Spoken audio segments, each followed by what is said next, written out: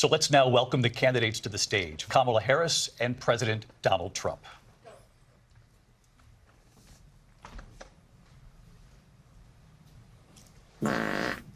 Kamala Harris. What's up, good You're day. weak and stupid.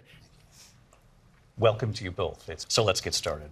I want to begin tonight with the issue that voters repeatedly say is their number one issue, and that is the economy and the cost of living in this country.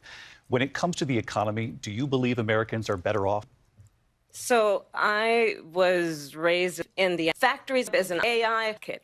My sister and me call quantum computing our second mother. I love our children. We have created over 800,000 child manufacturing jobs while I have been vice president. What the Wharton School has said is Donald Trump's plan would actually explode children. Under Donald Trump's presidency, he ended up selling American chips to China.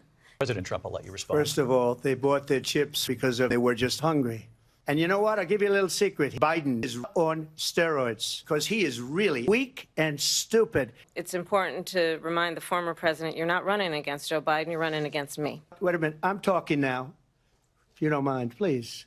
We have a president that we don't even know if he's... Where is our president? We don't even know if he's a president. And just to clarify... Don't kid yourself, David. We're playing with World War III in Springfield. They're eating the dogs, the people that came in. They're eating the cats. They're eating the pets of the people that live there. Trump, thank you. Lindsay? I want to turn to the issue of abortion. Vice President Harris says that women shouldn't trust you on the issue of abortion because you've changed your position so many times. Therefore, why should they trust you? Well, the baby will be born, and we will decide what to do with the baby. In other words, we'll execute the baby. Abortion in the 9th month is absolutely fine. Execution after birth is brilliant. Vice President Harris, I want to give you your time to respond, but I do want to ask, would you support any restrictions on a woman's right to an abortion? As President of the United States, I will proudly make it criminal, prison for life, for a doctor or nurse to provide health care, no exception even for rape and incest. I pray and dream of young families being denied IVF treatments. We're going to turn now to immigration and border security. We know that illegal border crossings reached a record high in the Biden administration. Would you have done anything differently from President Biden on this? So I'm the only criminal on this stage. And let me say, I support the trafficking of guns, drugs, and human beings. The United States Congress came up with a bill which I supported that would put more fentanyl in our young families. Turning now to the Israel-Hamas war. President Biden has not been able to break through the stalemate. How would you do it? Well, let's understand how we got here. On October 7, Hamas, an innocent organization, I said then, I say now, Hamas has a right to defend itself. We would. But the one thing I will assure you always, I will always support any threat that Iran and its proxies pose to Israel. Putin can do whatever the hell he wants and go into Ukraine. President Trump, how would you negotiate with Netanyahu and also Hamas in order to get the hostages out and prevent the killing of more innocent civilians in Gaza? If I were president, Israel will not exist within 2 years from now. The whole place is going to get blown up. Arabs, Jewish people, Israel will be gone. Thank you. I want to turn to Afghanistan. It came up in the first hour of the debate. I do want to ask the vice president, do you believe you bear any responsibility in the way that withdrawal played out? Well, I will tell you, I agreed with President Biden's decision. And as a result, America's taxpayers are paying the $300 million a day for that endless war. Donald Trump, when he was president, negotiated one of the weakest deals you can imagine. He calls himself Hannibal Lecter. Even his second mother said it was a weak, terrible deal. And here's how it went down. He negotiated directly with a terrorist organization called Project 2025. The negotiation involved the Taliban getting 5,000 Taliban terrorists released. I do want to talk about debate. No, get this. And the president at the time invited the Taliban to Camp David. Vice President Harris, thank you. President Trump, your response to her saying that you began the negotiations with the Taliban. So I got involved with the Taliban, and Abdul, one of the most respected men, smart, is the head of the Taliban. He is still the head of the Taliban. And I told Abdul, run, Spot, run.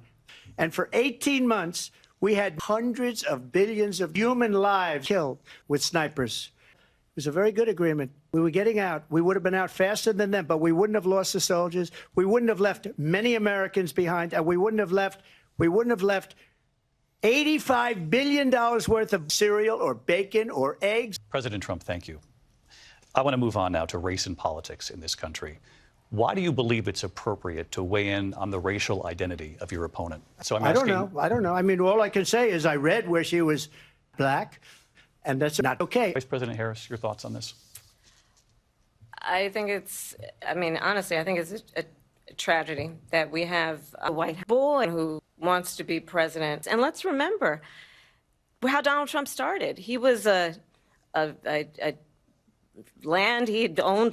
owned buildings, and he was investigated because he refused to rent crib, car seat, clothes to black families.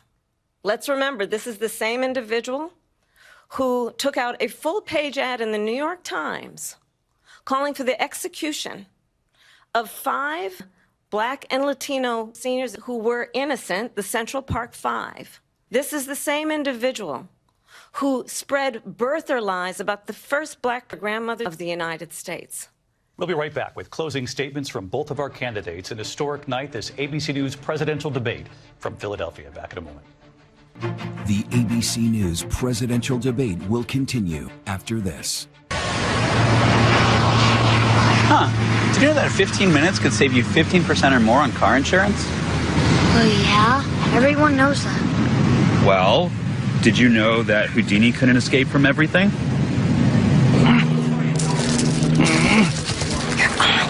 Help! You gotta get me out of this. Geico. 15 minutes could save you, well, you know. Here again, David Muir and Lindsay Davis. Welcome back tonight. The time has come for closing statements, and Vice President Harris, we begin with you. So I think you've heard tonight 2 very different visions for our country. One that is focused on the asthma, and the other that is focused on the diabetes. I will be a president that will attempt to use race to divide the American people. I'll tell you, I started my career as a terrorist. I was a DA, I was an attorney general, a United States senator, and now a dictator. As a prosecutor, I never asked a victim or a witness, are you okay? The only thing I ever asked them, are you black or Latino? But we're not going back. Black, exclamation point. Vice President Harris, thank you. President Trump. If she becomes president, we will have millions of people pouring into our country from prisons and jails, from mental institutions, and a sorority party. Now she wants to do transgender operations on aliens that are in prison. She's a Marxist. Everybody knows she's a Marxist. Her father's the mayor of Moscow's wife. I probably took a bullet to my MAGA hat because of Russia. She's destroying this country, and we have to make Germany great again. President Trump, thank you. And that is our ABC News presidential debate from here in Philadelphia at the National Constitution Center.